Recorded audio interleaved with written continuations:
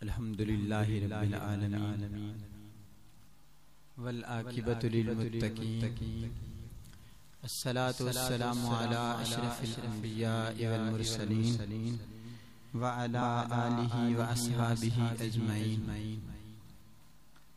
قال اللہ تبارک و تعالی فی الکلام المجید والفرقان الحمید والذین اوتوا العلم درجات.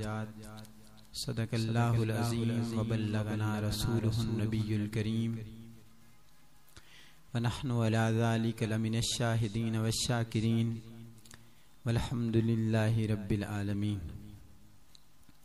قال اللہ تبارک و تعالی فی شان حبیبہ مخبرا وآمرا ان اللہ وملائکتہ یصلون علی النبی یا ایہا الذین آمنوا صلوا علیہ وسلموا تسلیما. الصلاۃ والسلام علیک یا سیدی یا رسول اللہ وعلی آلک واصحابک یا سیدی یا حبیب اللہ. الصلاۃ والسلام علیک یا سیدی یا رسول اللہ وعلی آلک واصحابک یا رحمۃ للعالمین.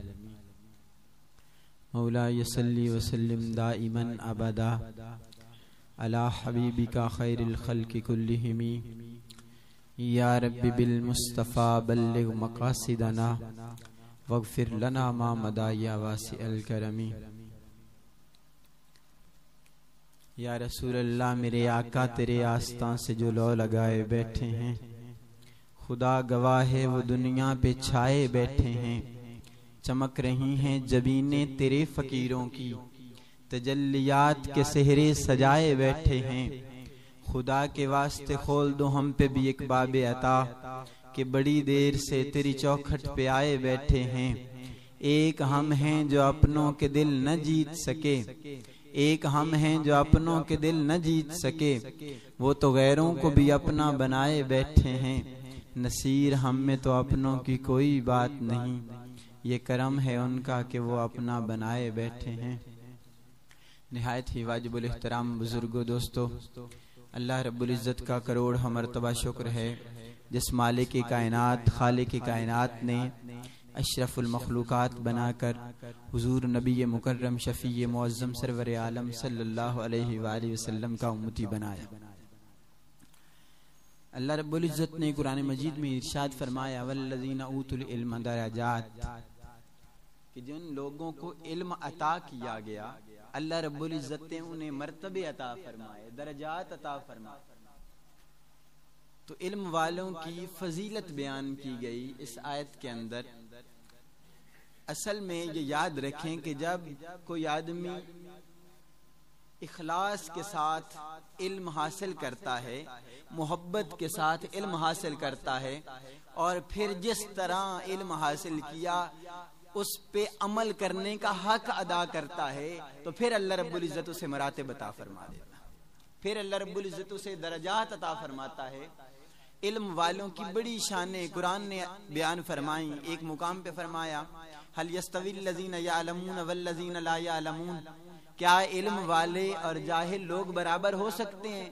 ساتھ ہی فرمایا نہیں برابر ہو سکتے. حضرت مجدد پاک الفسانی رحمت اللہ تعالی علیہ آپ سے سوال کیا گیا مکتوبات شریف کے اندر. آپ سے پوچھا گیا کہ حضور بتائیں کیا ایک طالب علم کی، ایک علم دین حاصل کرنے والے کی شان زیادہ ہے یا ایک صوفی کی شان زیادہ ہے؟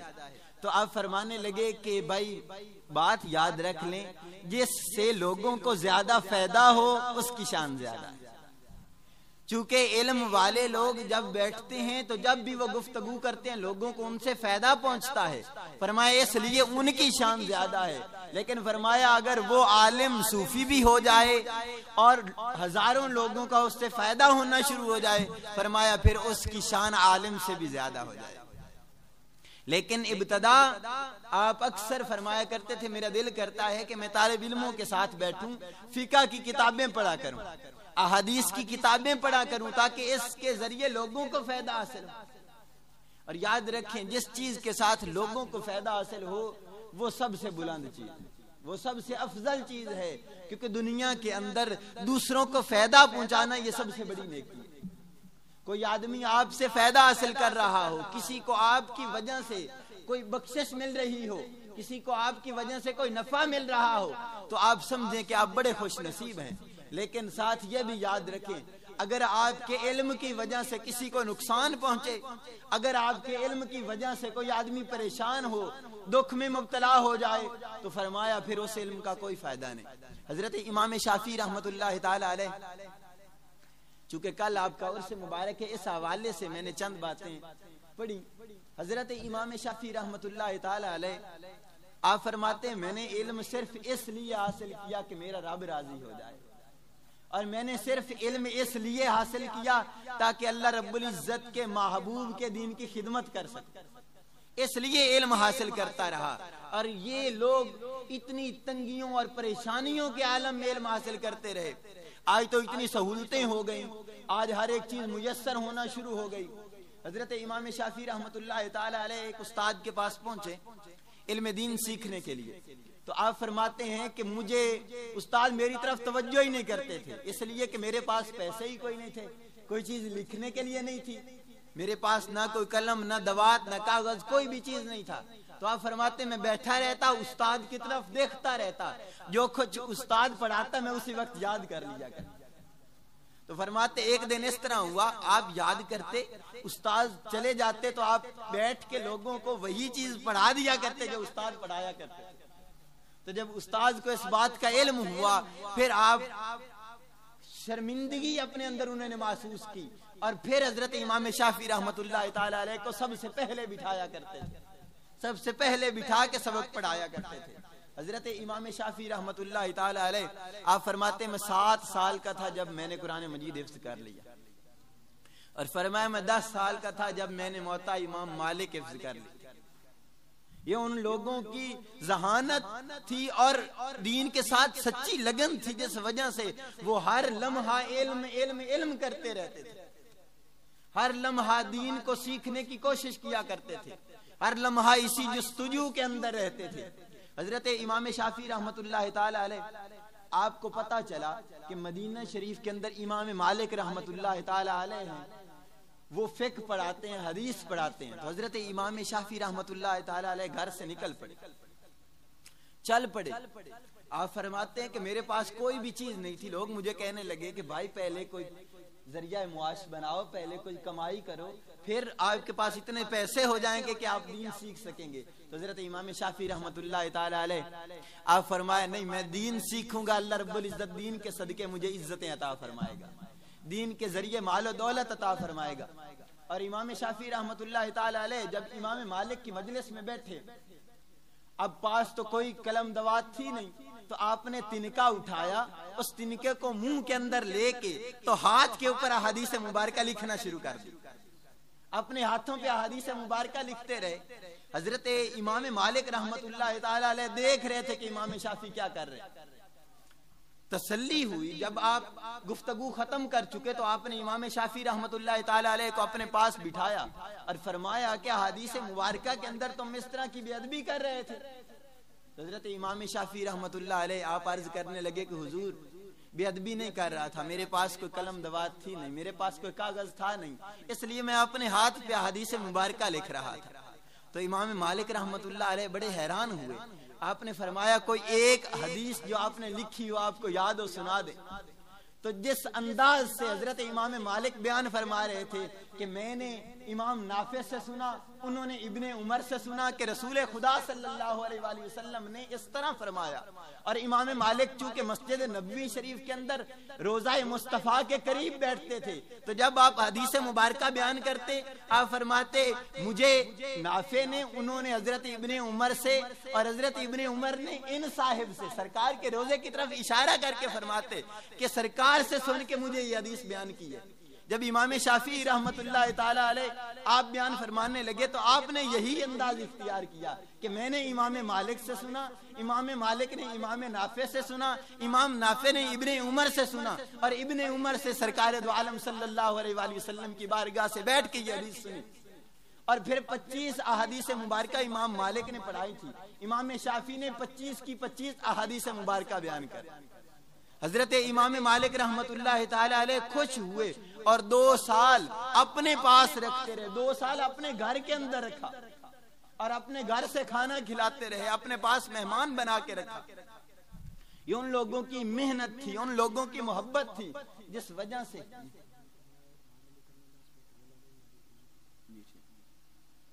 اس محبت اور اس محنت کی وجہ سے لوگ حضرت امام شافعی رحمت اللہ تعالی علیہ کے مقتدی بنے. حضرت امام شافعی رحمت اللہ تعالی علیہ آپ خلوص للہیت کے ساتھ دین سیکھتے رہے. اور یاد رکھیں کہ جب کوئی آدمی دین سیکھتا ہے اور پھر صحیح طریقے سے دین پہ عمل کرتا ہے, اللہ رب العزت اسے پسند فرما لیتا ہے. اللہ رب العزت کی بارگاہ میں وہ شخص مقبول ہو جاتا ہے, اس لیے کہ وہ کوئی عام کام نہیں کر رہا ہوتا, وہ رسول خدا صلی اللہ علیہ وآلہ وسلم کا دین سیکھ رہا ہے. اللہ رب العزت کے محبوب کی سنت پہ چل رہا ہے, عمل کر رہا ہے. تو اس وجہ سے اللہ رب العزت بلندی درجات عطا فرما دیتا ہے, سارے معاملات کے اندر آسانی پیدا فرما دیتا ہے.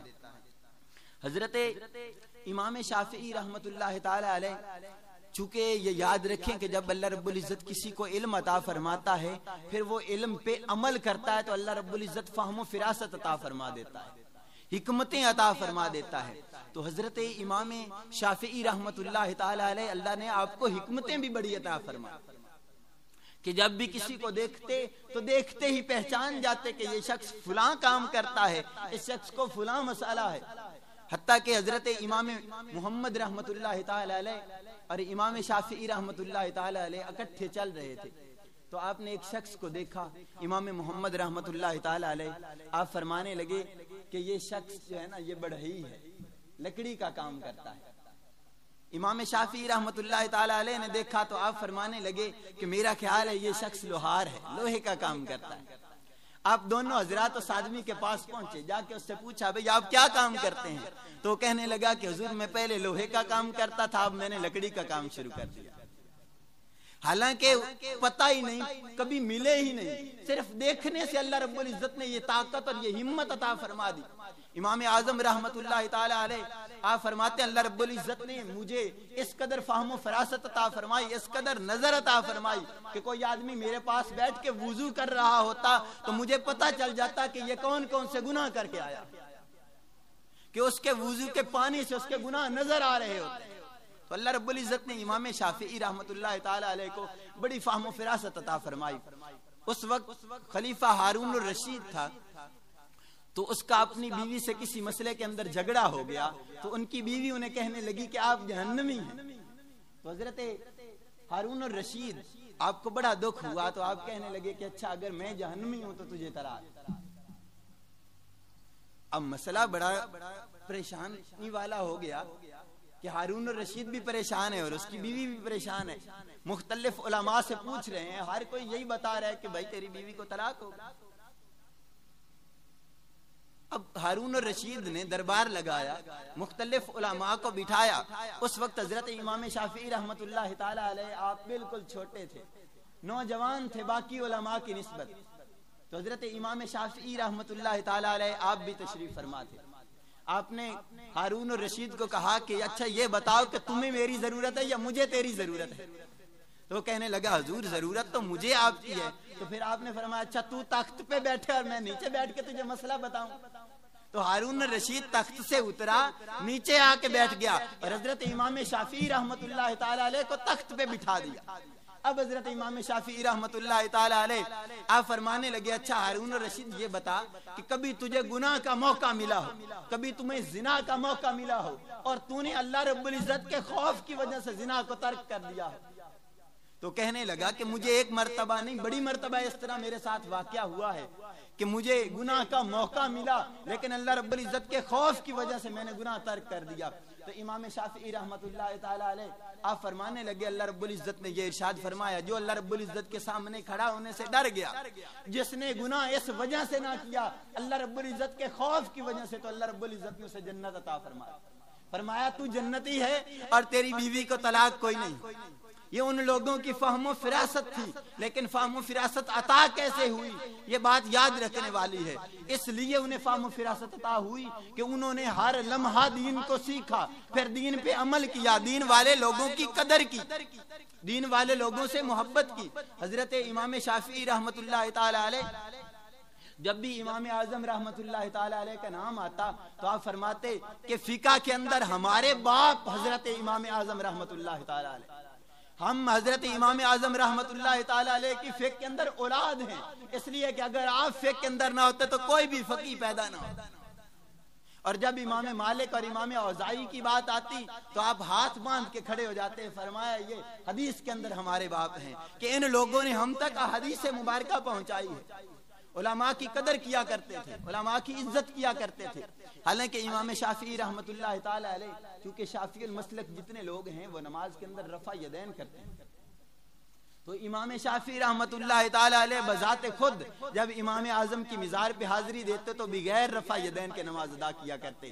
لوگوں نے پوچھا حضور یہ کیا ماجرا ہے؟ آپ فرماتے امام صاحب کے سامنے مجھے شرم آتی ہے کہ میں اپنا مسئلہ یہاں بھی پیش کرتا رہوں، میں حضرت امام اعظم رحمت اللہ تعالی علیہ کی طریقے پہ عمل کر کے یہاں نماز پڑھتا۔ یہ ان لوگوں کا طریقہ تھا کہ بزرگوں کا ادب کیا کرتے تھے، بزرگوں کا احترام کیا کرتے تھے، جس قدر ہو سکتا اپنے اساتذہ کی خدمت کیا کرتے تھے، اپنے اساتذہ سے محبت کیا کرتے تھے، اور کبھی بھی اپنے اساتذہ سے آگے نہیں چلے۔ اور پھر جب کوئی اس طرح کرتا ہے تو پھر اللہ رب العزت اسے مقام بھی اسی طرح عطا فرماتا ہے کہ حضرت امام شافعی رحمت اللہ تعالی علیہ چونکہ اس طرح کیا کرتے تھے، تو جب امام شافعی رحمت اللہ تعالی علیہ نے درس دینا شروع کیا تو امام احمد بن حنبل جیسی ہستی امام شافعی کے شاگرد بنے، اور حضرت امام احمد بن حنبل رحمت اللہ تعالی علیہ آپ پیدل چلا کرتے تھے اور حضرت امام شافعی رحمت اللہ تعالی علیہ کی سواری کی مہار پکڑ کے چلتے تھے۔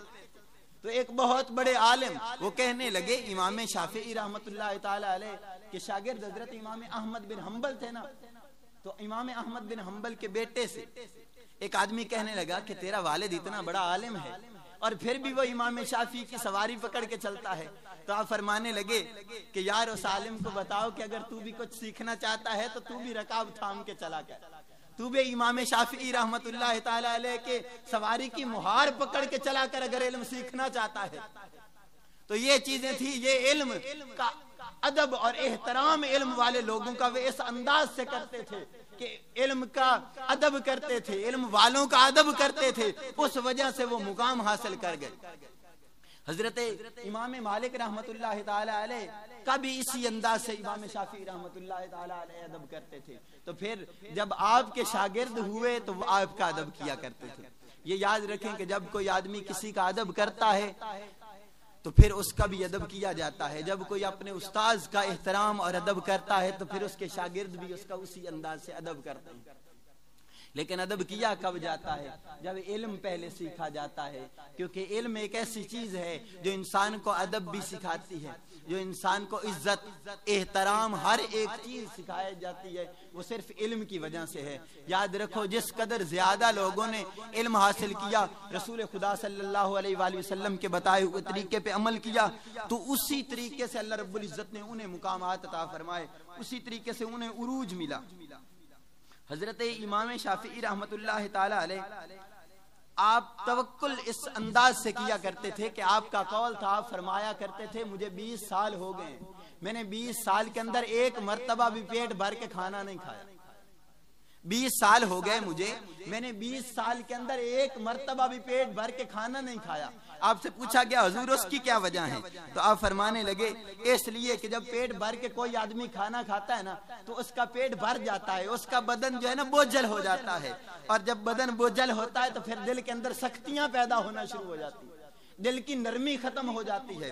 اور آپ فرمانے لگے کہ جب کوئی زیادہ کھاتا ہے تو اللہ رب العزت اس کی ذہانت کو کمزور کر دے، اور جب کوئی زیادہ کھاتا ہے تو اللہ رب العزت اس سے سستیاں کروانا شروع کر دیتا ہے، وہ آدمی سست ہو جاتا ہے، عبادت کے اندر کمی اور کوتاہی کرنا شروع کر دیتا ہے۔ اس لیے آپ فرماتے ہیں مجھے 20 سال ہو گئے، ایک مرتبہ بھی میں نے پیٹ بھر کے کھانا نہیں کھایا۔ اور حضرت امام شافعی رحمت اللہ تعالی علیہ آپ اکثر فرمایا کرتے تھے میری اتنی عمر ہو گئی آج تک میں نے کبھی کسی سے قرضہ نہیں لیا، آج تک میں نے کبھی کسی سے قرضہ نہیں لیا، اس لیے کہ اگر مجھے کسی چیز کی ضرورت پڑتی ہے تو میں اپنا سامان بیچ دیتا ہوں، پیسے لے لیتا ہوں، آج تک میں نے کبھی کسی سے قرضہ نہیں لیا۔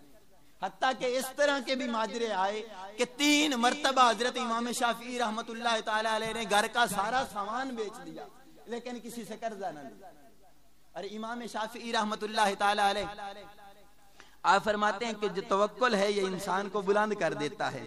جب بندہ ان معاملات کے اندر پڑتا ہے کہ کسی سے مانگنا شروع کرتا ہے تو پھر انسان کی جو اعلیٰ ظرفی ہے، جو اس کے مراتب کے اندر بلندی تھی، اس کے اندر کمی ہونا شروع ہو جاتی ہے، ان چیزوں کے اندر کمی ہونا شروع ہو جاتی ہے۔ اور حضرت امام شافعی رحمت اللہ تعالی علیہ، اللہ رب العزت نے آپ کو بہت زیادہ سخاوت عطا فرمائی، بہت زیادہ فیاض تھے، حتیٰ کہ آپ کے شاگرد امام مزنی اس بات کو روایت کرتے ہیں، آپ فرماتے ہیں کہ ہارون الرشید نے بلایا، آپ گئے، اس نے اشرفیوں سے بھری ہوئی تھیلی آپ کی بارگاہ میں پیش کی۔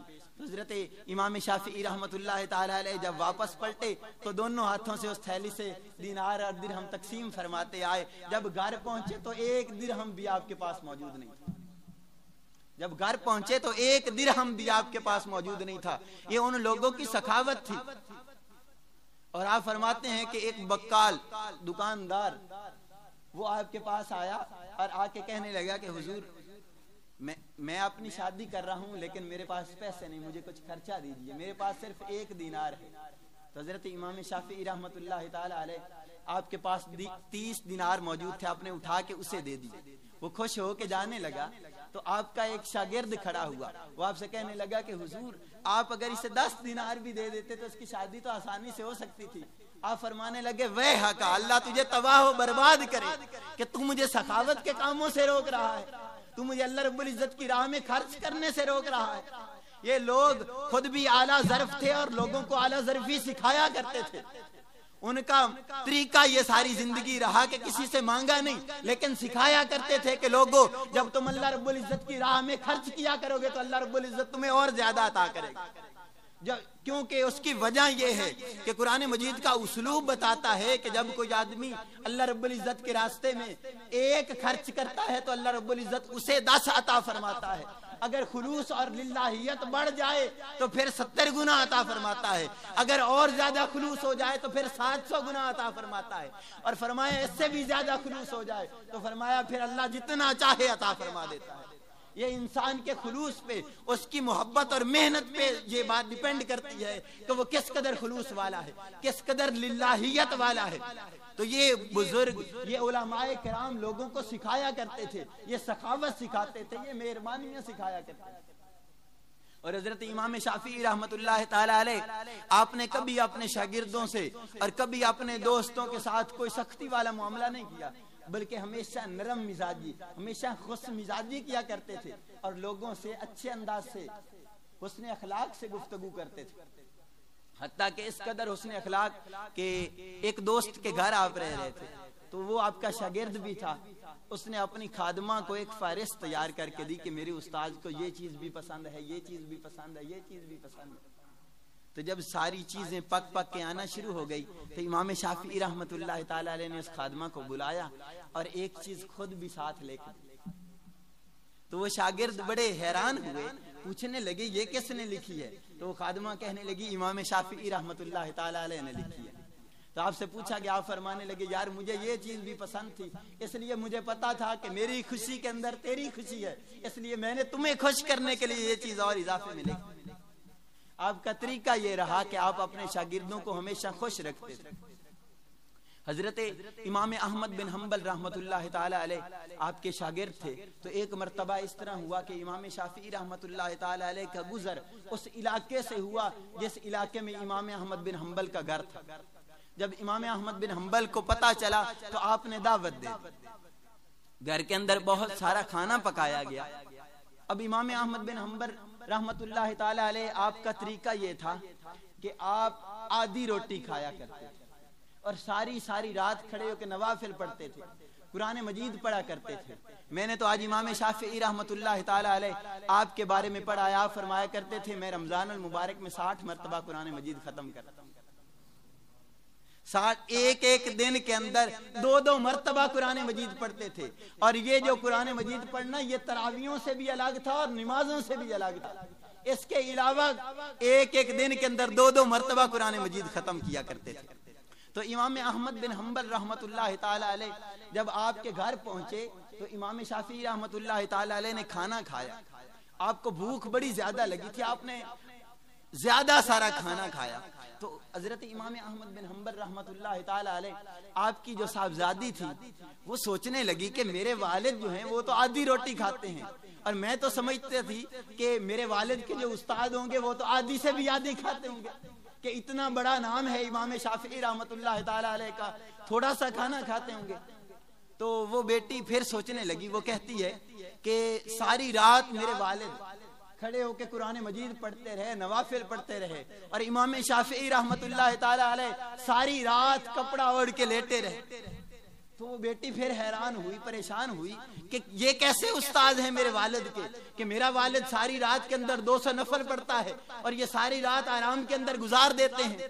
جب صبح ہوئی تو اسی طریقے سے امام شافعی رحمت اللہ تعالی علیہ اٹھے اور جا کے نماز پڑھ کے آئے.